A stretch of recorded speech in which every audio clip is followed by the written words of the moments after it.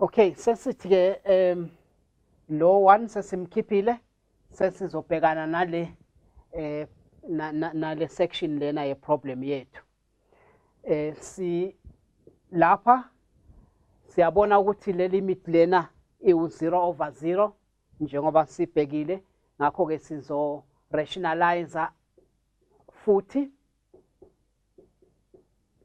okusho ukuthi sizo multiplier ngaphezulu ngalokhu sifake uplus la, senze kanjalo nangaphansi. Sesithola ke u-x plus h minus x, ngaphansi sithola u-h times square root of x plus h plus square root of x. Then ke siyabona ukuthi kuyakhansela la, and then kuphuma u-h ngaphezulu kuphela, and then ngaphansi sithola lokhu.